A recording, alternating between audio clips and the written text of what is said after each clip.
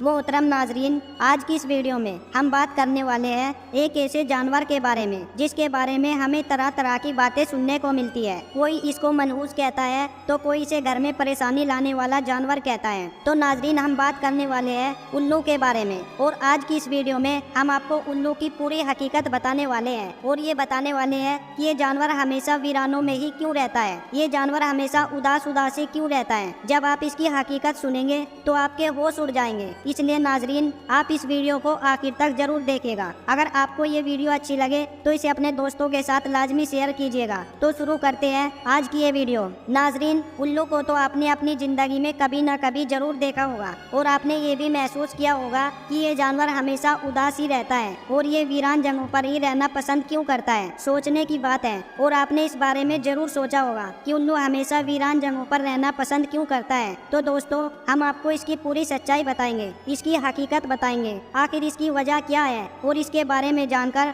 आप हैरान और परेशान रह जाएंगे। नाजरीन, एक मर्तबा एक शख्स हजरत इमाम की खिदमत में हाजिर हुआ और अर्ज करने लगा, ए इमाम जाफिर सादिक, आप मुझे बताइए कि ये जो उल्लू परिंदा है वो हमेशा वीरान जगहों पर ही क्यों रहता है और ये हमेशा उदास उदासी क्यों रहता है। जब हजरत इमाम ने ये सुना तो आप फरमाने लगे कि ए शख्स, इस परिंदे को जैसा तू आज देख रहा है ये परिंदा हमेशा ऐसा नहीं था। ये उल्लू पहले वीरान जगहों पर नहीं रहता था और ना ये उदास रहता था। इसके साथ एक वाकया पेश आया है, उसके बाद से ये परिंदा ऐसा हो गया है। ये सुनकर वो शख्स अर्ज करने लगा, या हजरत, कैसा वाकया, क्या हुआ था इस परिंदे के साथ। तो हजरत इमाम फरमाने लगे कि ए शख्स, ये परिंदा हजरत मोहम्मद सल्लल्लाहु अलैहि वसल्लम की आल से मोहब्बत करने वाला परिंदा है। ये पहले वीरान जगहों पर नहीं रहता था, मगर जब से करबला का वाकया हुआ उसके बाद से ये परिंदा वीरान जगहों पर रहने लगा है। जब इस परिंदे को पता चला कि हजरत इमाम हुसैन अपने काफिले के साथ करबला के मैदान में रुके हुए हैं तो ये परिंदा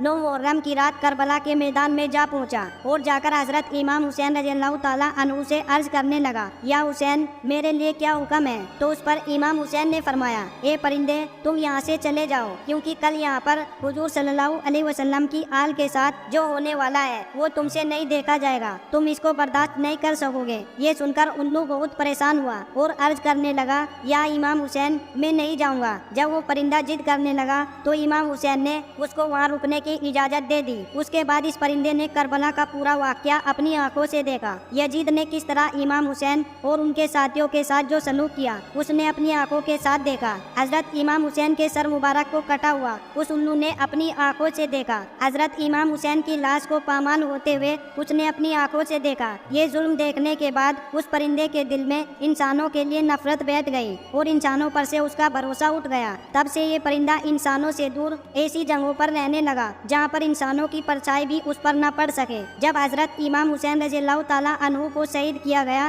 तो उल्लू ने कसम खा ली कि अब कभी भी वो आबादी में नहीं रहेगा बल्कि तन्हा वीरान जगह पर रहेगा। अब उल्लू रात भर गमगीन रहता है यहाँ तक कि सुबह हो जाती है। इसी तरह नाजरीन, उल्लू हजरत मोहम्मद सल्लल्लाहु अलैहि वसल्लम की आल से मोहब्बत करने वाला परिंदा है, मगर आज भी बहुत से लोग उल्लू को मनहूस समझते हैं। अगर ये घर के आसपास आकर बोल देता है तो वो ये सोचते हैं कि हमारे ऊपर कोई आफत या मुसीबत आने वाली है। कई बार तो लोग इसके बोलने की वजह से अपने घर बार छोड़ देते हैं। नाजरीन, ये भी याद रखें कि उल्लू को मनहूस कहना बिल्कुल जाहिलाना सोच है। ये बेचारा तो एक जानवर है, एक परिंदा है जो कभी कभार ही बोल पाता है और इससे कुछ भी नहीं होता। याद रखें कि इसके बोलने से ना तो उसके ऊपर और ना ही आपके घर में कोई परेशानी आने वाली है, चाहे ये रात में बोले या दिन में। तो नाज़रीन, आप इन बातों से हमेशा दूर रहे, आप इन बातों से हमेशा बचकर रहे। आइए हम आपको उल्लू के बारे में कुछ दिलचस्प हकाइक बताते हैं जिनको जानकर आप हैरान रह जाएंगे। आपको ये जानकर हैरानी होगी कि दुनिया में कोई 205 किस्म के उल्लू पाए जाते हैं, लेकिन इनकी पूरी कौम को